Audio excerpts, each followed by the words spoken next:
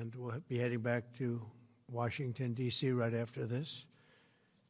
And I'd like to wish everyone a very good evening. And over the weekend, the United States military and the Israeli Defense Forces continued Operation Epic Fury very successfully.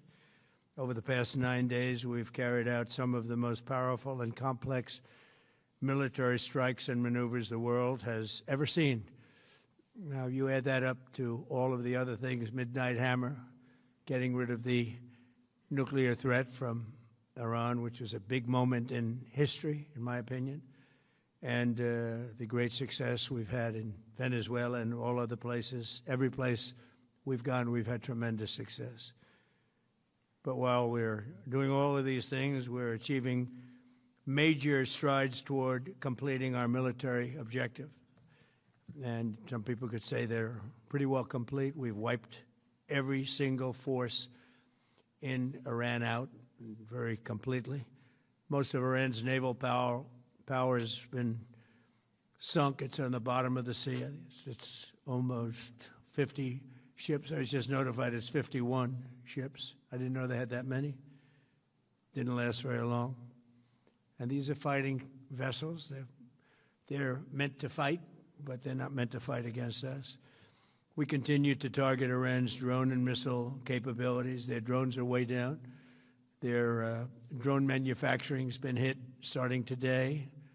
We know all of the places they manufacture the drones, and they're being hit one after another. Their missile capability is down to about 10%, maybe less. We're also hitting where they make missiles and where they deliver missiles. We've struck over 5,000 targets to date, some of them very major targets, and we've left some of the most important targets for later in case we need to do it. If we hit them, it's going to take many years for them to be rebuilt, having to do with electricity production and many other things. So we're not looking to do that if we don't have to. But they're the kind of things that are very easy to hit, but very devastating if they are hit. We are waiting to see what happens before we hit them. We could take them all out in one day, but it's all resulting in a 90% decline in various things, but in particular, Iranian missile launchers and 83% drop in drone launchers. As you know, the drone launchers are pretty well shot, but we're at over 90% decline in the Iranian missile launchers, which is very hard to reproduce and very hard to get. And usually what we were able to do through great equipment, a lot of smart people, as soon as they sent a missile up from a launcher, we were able to knock out that launcher within a period of 5 minutes or less, accurately right on the noggin. So now we have low-cost interceptors effectively combating Iranian drones, and our B-2 bombers recently dropped dozens of 2,000-pound bombs to destroy missile launchers all over Iran and buried deep under Iranian soil in many cases. The soil was no match. And we're also annihilating the manufacturing base that the regime uses to build drones and missiles at a rate that nobody thought was possible. We're knocking them out. We know where they all are. We're knocking them out very quickly. We're ahead of our initial timeline by a lot. I would say that we probably would not have thought after a month we'd be here, in addition to the fact that we've taken out the leadership twice and maybe 3 times. And we, as you know, we want to be involved. We don't want another president that maybe wouldn't be willing to do what I'm willing to do for the good of the world, for the good of our nation, to be stuck with a situation in 5 years or 10 years from now. So we think they should put a president in, or the head of the country in, that's going to be able to do something peacefully for a change. They've been doing this for 47 years, killing people for 47 years, whether it's the barracks or even the SS Cole where they were involved. Very strongly, they always denied it. But where they were very strongly involved, and all of the people that died through the roadside bombs died and are right now walking around with no legs, no arms, a face that's been so badly damaged. The Iranian regime has been attacking Americans and spreading terror for 47 years, and despite these countless opportunities to renounce their nuclear ambitions, which they had just a short while ago, they told Mr. Witkoff, who is standing right over here, they said, they actually said, we want to keep building. Essentially, in a real nutshell, we want to continue to build nuclear weapons. If we didn't knock out Midnight Hammer, if we didn't knock out their Iranian potential, if we didn't do that with Midnight Hammer, they would have had a nuclear weapon. They would have used it long before now. And at a minimum, Israel would have been annihilated. I was very lucky that we had the courage to do that, that we had the talented pilots and the great equipment. The B-2 bombers are unbelievable. We ordered 25 more, by the way. The newer, better version. It's we have the greatest military in the world. We have the greatest equipment in the world by far. You see that no matter where we go. You still need the people, though, to operate it and to use it. And those are the people that we cherish. Even after we obliterated their key nuclear sites in Operation Midnight Hammer, they never negotiated into good faith. They still continued to say, we want to build nuclear. We want enrichment at levels that were unacceptable. And they even turned down an offer for unlimited free nuclear fuel forever for civilian purposes. We had people offering them free nuclear fuel. They weren't interested in that because they wanted to build a nuclear weapon. So instead, the regime was trying to reconstitute its weapons program at a different site. They couldn't go back to where they were, the 3 sites that we obliterated, but they were starting work at another site, a different site, different kind of a site, and that was protected by granite. They wanted it protected. Granite's pretty good, but they wanted it protected by a lot deeper. They wanted to go a lot deeper, and they started the process while rapidly building conventional ballistic missiles. They were going to do it all at the same time. It threatened our overseas bases and soon could have reached even our homeland. The regime's intention was to use this exponentially growing ballistic missile threat to make it virtually impossible to prevent them from obtaining a nuclear weapon. So as you probably saw, they had a tremendous number of missiles, most of which have now been used or destroyed, and very unsuccessfully used because we have been able, for the most part, to shoot them all down. What incredible technology. The Patriots have been unbelievable, and other things. And the laser technology that we have now is incredible. It's coming out pretty soon. Where literally lasers will do the work of, at a lot less cost, do the work of what the Patriots are doing or what other things are doing. The situation was very quickly approaching the point of no return, and the United States found it intolerable, in my opinion, based on what Steve and Jared and Pete and others were telling me, Marco, so involved, that I thought that they were going to attack us. I thought they would, if we didn't do this at the time we did it, I think they had in mind to attack us. And if you notice, they did something which was very foolish, very stupid, I would say. They attacked their neighbors. And their neighbors were largely neutral, or at least weren't going to be involved, and they got attacked. And it had the reverse effect. The neighbors came onto our side and started attacking them, and actually quite successfully. If you look at Saudi Arabia, you look at UAE, Qatar, and others, but they were strong and they were smart, but they got attacked. Nobody, when I first heard it, I said, no, somebody made a mistake.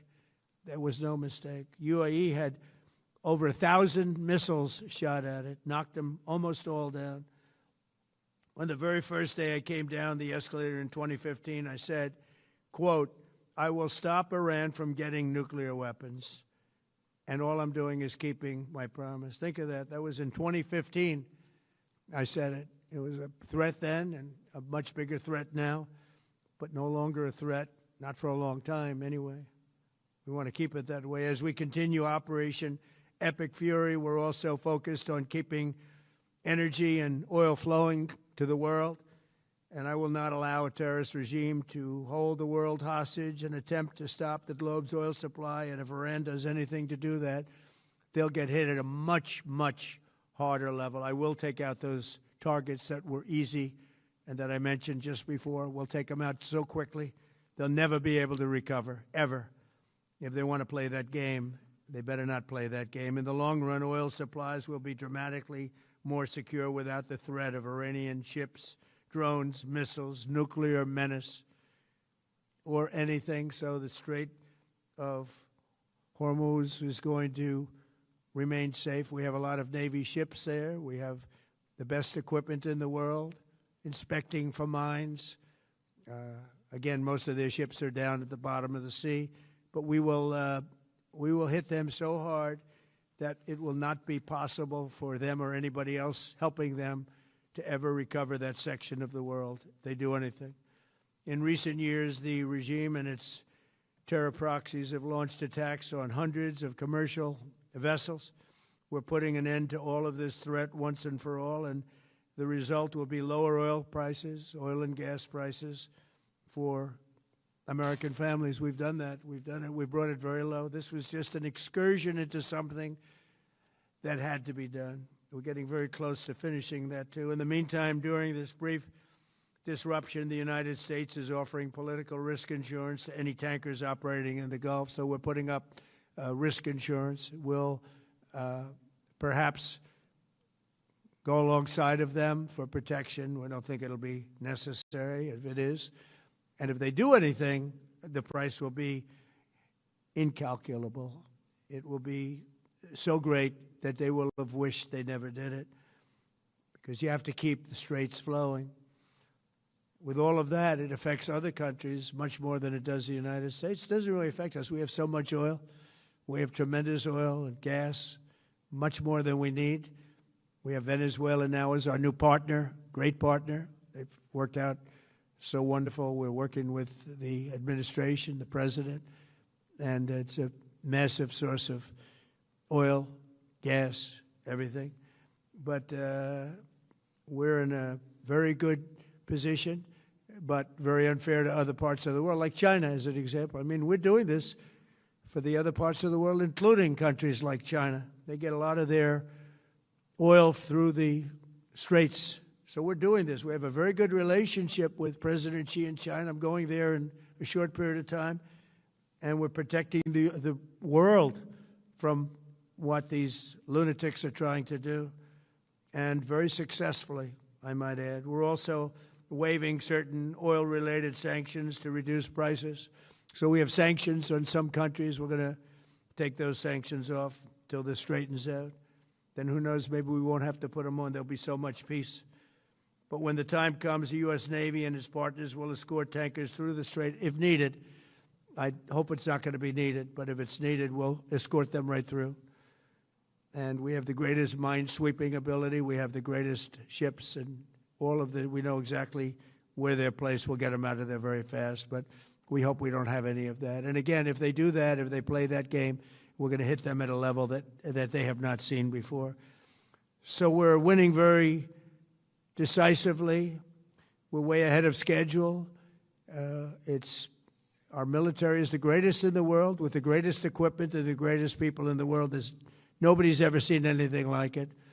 Iran's a very powerful country. They were going to take over the Middle East. If we did not hit them, they were going to take over the Middle East. They had thousands and thousands. Since their last hit, they had thousands and thousands of missiles and everything else. Most are now destroyed.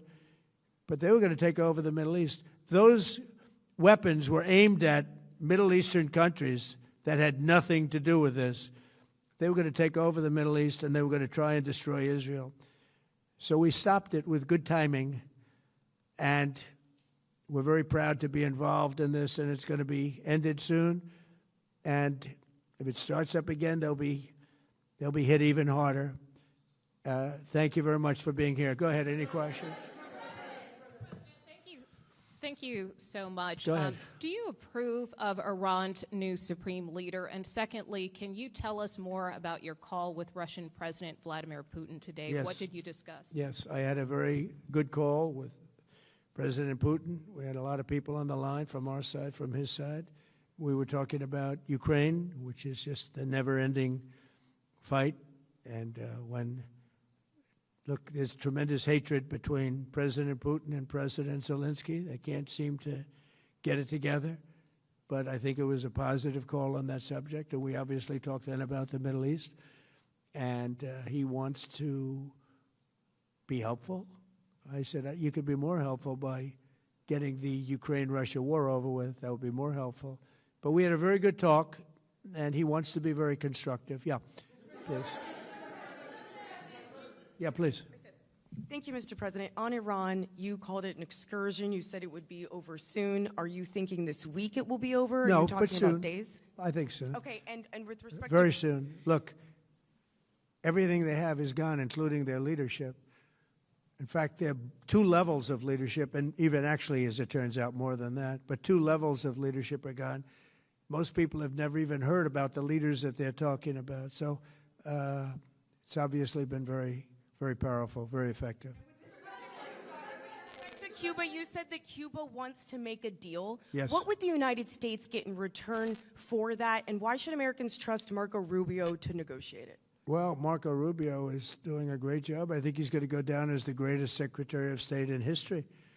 Look at what we've done as a presidency. Look at what we've done as an administration. They trust Marco, and so do the American people trust. He's been successful no matter where he's been. He also speaks the language, which is always nice and always helpful. But he's dealing, and it may be a friendly takeover. It may not be a friendly takeover. It wouldn't matter because they're down to, as they say, fumes. They have no energy. They have no money. They're in deep trouble on a humanitarian basis. And we don't want to see that, but they were very, very bad to a lot of people, as you know, and a lot of people living on the Cuban-American vote, which I got at record levels. Very important. Those people are very important to me. I know what they went through. They went through hell. Some of them have gone on to be some of the most successful people in the country. Cuban-American business people, some of them are like the most successful in the country. And a lot of them are friends of mine because I've been fighting this battle with them for a long time. The Castro regime was brutal, but they lived off Venezuela. Now they don't live off Venezuela. Sends them no energy, no fuel, no oil, no money, no nothing. They lived without Venezuela. They couldn't have made it, and we cut them off from everything else. So, yeah, they're going to make either a deal or we'll do it just as easy anyway. Yeah. Please, go ahead.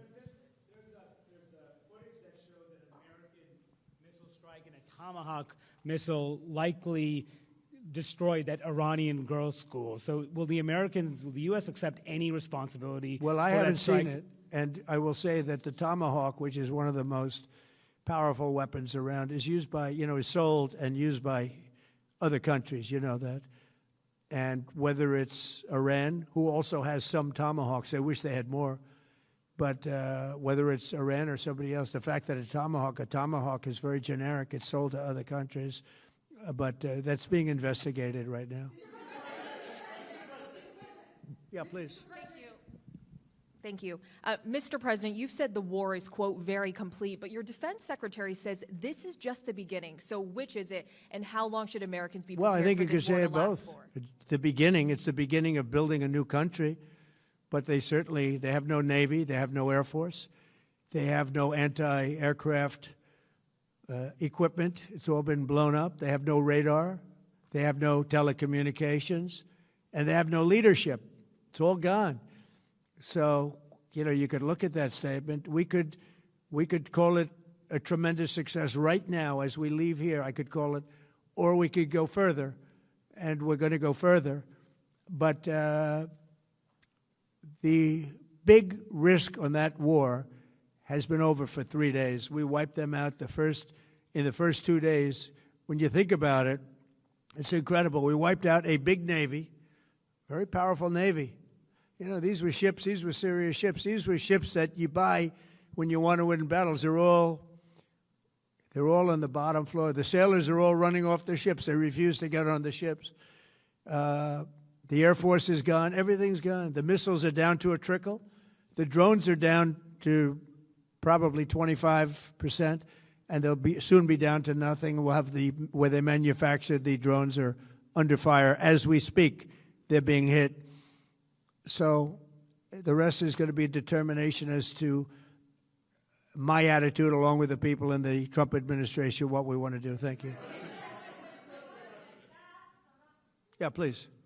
Can I ask you, you mentioned you were going to waive certain additional oil waivers or sanctions. Can you talk a little bit more about that and address in particular? Well, we're looking to keep the oil prices down. We went artificially up because of this excursion into a very positive thing. I mean, this was an excursion that a lot of people wouldn't have done. I knew oil prices would go up if I did this, and they've gone up probably less than I thought they'd go up. But I don't think anybody thought we were going to be this quickly successful. This was a military success, the likes of which people haven't seen. We have the best military. We have the best equipment. We have, I believe, the best generals. We have the best. And this went very quickly. We talked about that with President Putin. He was very impressed with what he saw because nobody's ever seen anything quite like it. You know, Iran was a very powerful military country with all of the missiles. Now, you had the double attack. You had the original attack with us and Israel, and that knocked them for a loop. Then you had the B-2 bombers, which took out their nuclear capability, and they would have had a nuclear weapon within 2 weeks to 4 weeks, and they would have used it long before this press conference, and we might have had a much different press conference if we had a press conference at all. But it's been amazing. The military success that we've had is truly unprecedented. You've told your congressional colleagues that you will not sign any piece of legislation until the Save America Act is passed. Does that include the confirmation of Senator Mullen as your next DHS secretary? Does that mean a DHS funding bill? And Senator Thune said today it's not a matter of whether or not your Republican colleagues agree with the policy. It's about changing the process. In other words, getting rid of the filibuster to get there. So in order to get it, you're going to need Democrat votes. And what we're saying is the Save America, not the SAVE Act, which nobody knew what it was, the Save America Act, the Save America Act. And that's voter ID. We want voter ID. We want to be able to see a picture of the voter. We want to be able to see that the voter is legitimate. We want, very importantly, confirmation that this voter is a citizen of the United States of America, and we want no mail-in ballot scams. So we have exceptions for the military, for sick, for disabled, and for people that are away, business trips or whatever. Even vacations will be very liberal in that. We've added two things to it: no men in women's sports and no transgender mutilization of our children. We don't want it's mutilization of our children, and we don't want that. So we added those two things. That's the 5 points. We have 5 very good points. It polls at 86% with Democrats. Think of that. The overall vote is 86%. With Republicans, it's 98%. And the only one opposed to it is a Democrat leadership because they cheat. They want to cheat. So we added those 2 points. We're going for the gold, and we're going to have to fight like hell. Now, certain things will happen. Certain things will take place. I'm here to do a great job for the country. But we don't have a country, if we're going to have elections that are so corrupt and so dishonest like we've witnessed over the last period of time. You know, as an example, virtually nobody has a system of mail-in ballots like we have. No other country in the world. France went away from it. They all went. You know why? Because it's corrupt. And Jimmy Carter, when he had a commission, frankly, I think it's probably the best thing Jimmy Carter did. He said, you can't have mail-in voting because it's inherently dishonest. And it's turned out to be totally dishonest, so we're going to fight for it. Yeah. Has Iran activated any sleeper cells inside the U.S.? There's reports that they have pressed that trigger button to activate those cells, at least abroad. Well, they've been trying for a long time. We've been very much on top of it. One of the things we have to do is get the Democrats to stop the Democrat shutdown, because, as you know, the apparatus that looks into that, Schumer and the Democrats have shut it down. which tells you they probably hate our country a lot. But the Democrats have to open that up. But we've got very, very good intelligence into that. We know a lot of different things that have happened that have been very bad.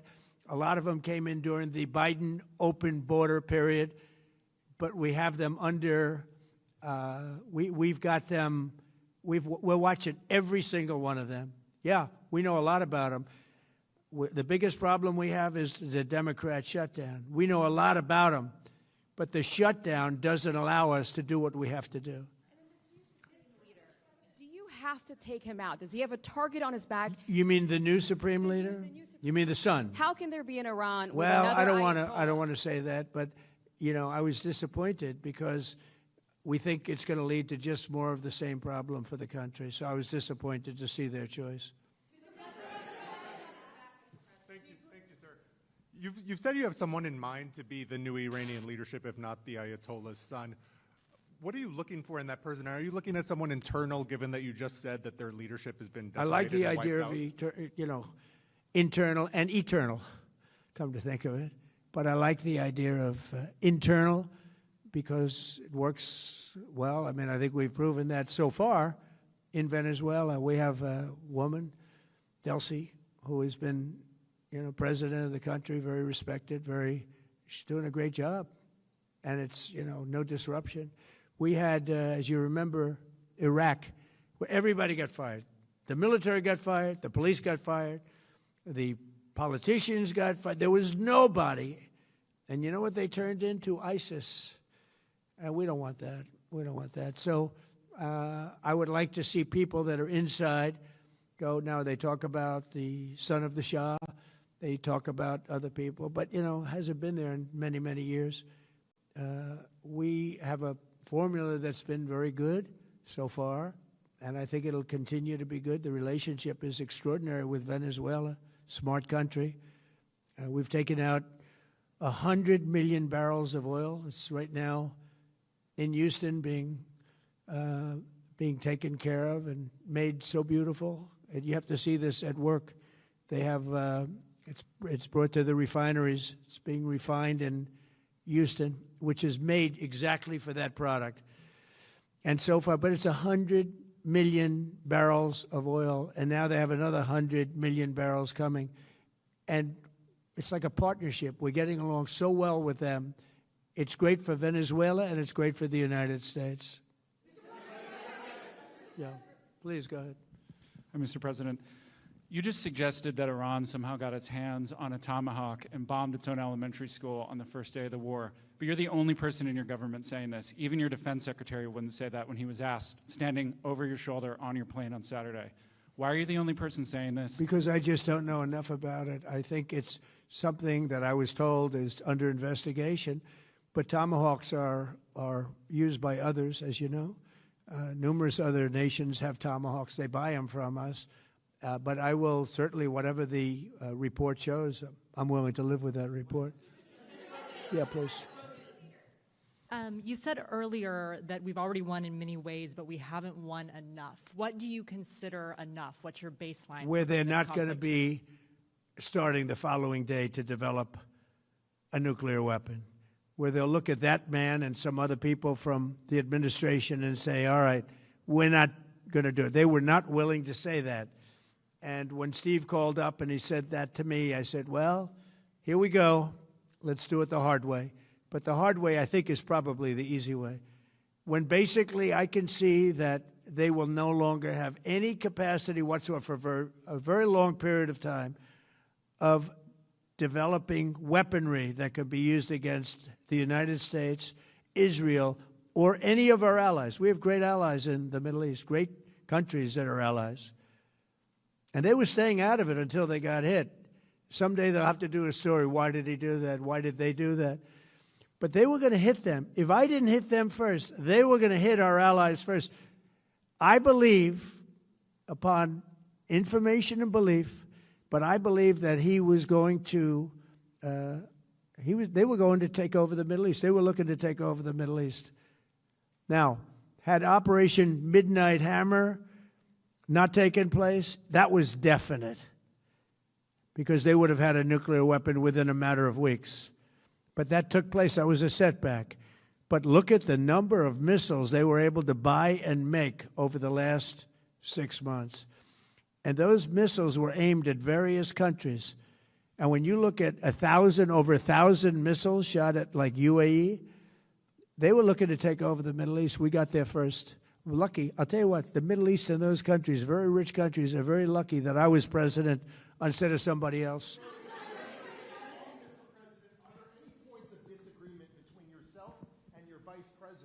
Comes to U.S. action in Iran? I don't think so, no. No, we get along very well on this. He was, I would say, philosophically a little bit different than me.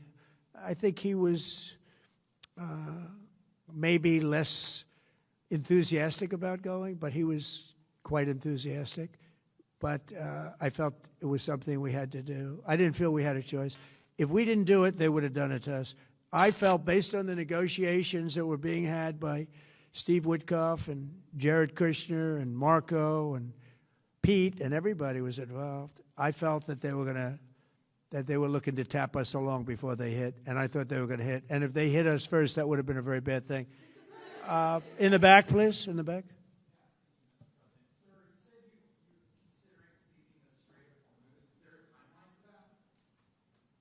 About the Strait, you mean? Yeah, well, I want to keep it open. I want to keep it good. You know, it doesn't pertain to us so much as it does to China. We're really helping China here and other countries because they get a lot of their energy from the Straits. But, hey, look, we have a good relationship with China. It's my honor to do it. Yeah. You have called him an unacceptable choice. So does he have a target on his back? And how can you say I don't want to say whether or not he does because that would be inappropriate. But, hey, look, I had a target on my back because, as you people wrote pretty well, they caught the assassin that was after me. So we just got them first. But they caught the assassin. They have him now in custody that was after me. So, you know, but people don't like to mention that, but they did catch him. And I'd like to congratulate our military, Secret Service, FBI, all of the people that worked on that, but they did. Yeah, please. Go ahead. No, go ahead, please. Thank you, Mr. President. You promised the Iranian people you would help them, but it sounds like you're willing to end this fight after your military objectives have wrapped up. Isn't that a betrayal of the people? Will I help them? I'd like to, if they can behave, but they've been very menacing. You know, they're great people. They have an amazing population. It's amazing, smart, brilliant, energetic. They have a great, I'd love to help them, but they have to be in a system that allows them to be helped. And right now they're in a system that only allows failure. And I don't want that. And I want a system that's not going to be attacking us. We want a system that can lead to many years of peace. And if we can't have that, we might as well get it over with right now. Yeah, please. President, as of today, there have been 8 U.S. military fatalities associated with the war in Iran. How many American deaths are you willing to have in this war? Well, as I said before, when you have conflicts like this, you always have death.